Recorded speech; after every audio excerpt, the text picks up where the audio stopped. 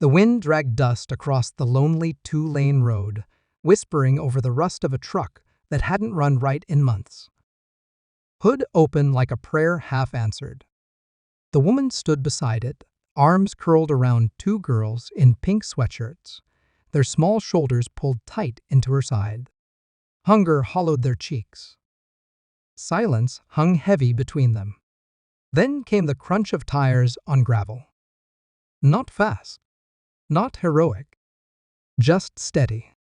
He stopped 20 feet away, killed the engine. A man in flannel and sun-worn jeans stepped out like he was used to fixing things that didn't belong to him. David kept his hands out, palms visible. You learn that, after enough years of custody fights and courtroom visits, approach careful, like every word might shatter something you can't glue back together. "You all right?" he asked, voice dry but not cold. The woman didn't answer at first, just nodded, barely. Her eyes were tired, cautious in a way that had nothing to do with the truck and everything to do with the way the world breaks you slow. One of the girls peeked up at him. The other just clung tighter, burying her face in her sister's jacket. He glanced at the engine. "Mind if I take a look?" Still nothing. Then finally, she spoke soft, like someone who'd used up her bravery just getting through the day. "It won't start. I think it overheated." We don't have her voice caught. "We were just trying to get somewhere warmer before night." David nodded once, then moved to the engine. The heat curled up into his face like a warning. Radiator dry. Belt loose. Nothing unfixable. Nothing fast either. "You've got tools?" he asked over his shoulder. "No," she said. "Just what's in the glove box." He pulled a wrench from his own truck and crouched beside hers. The metal bit back against his knuckles as he worked, but he didn't flinch. You didn't get to complain when you still had somewhere to sleep at night. The sun slipped lower, the wind colder. David stood, wiped his hands on his jeans. "This'll take time. I can give you a ride to town 10 miles east. There's a diner. Motel across the road.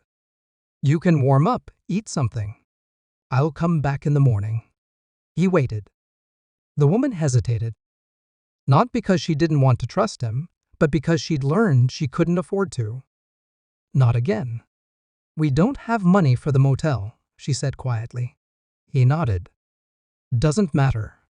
You still need a place to sleep." The little girl with the braids looked up at her mother. "Can we go, Mama? I'm really hungry." The woman closed her eyes, just for a breath, then nodded. In the cab of his truck, it was warm, faint smell of oil and pine air freshener.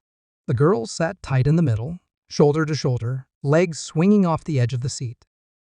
David kept his eyes on the road. The mother sat beside the door, gaze fixed out the window, like the distance might spare her from needing to say thank you. "Name's David," he said, after a few miles. She nodded. "Leah." The rest stayed quiet. But when one of the girls began to hum soft and tuneless, he didn't interrupt. The diner lights spilled gold onto cracked pavement. Inside, heat, coffee, booths with red vinyl seats. David slid into one across from them, ordered grilled cheese for the kids, eggs and toast for Leah. Just water. No fuss. No choices to make. The girls devoured the food like it had been days. He didn't ask if it had been, "You've got family near?" he asked, voice gentled by the clink of cutlery. Leah shook her head. "Not anymore." He nodded once. "Job waiting?" "Just trying to get to Boise." "I heard there's work." He said nothing. Just sipped his coffee. Later, he handed the motel clerk his card without asking permission. Told Leah it was already paid. When she tried to argue, he cut her off with a quiet, "You don't owe me anything." The next morning, he was back.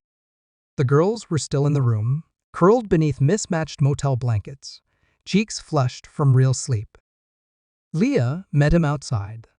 She handed him back the room key with a look that said more than thanks ever could. They drove back to the truck.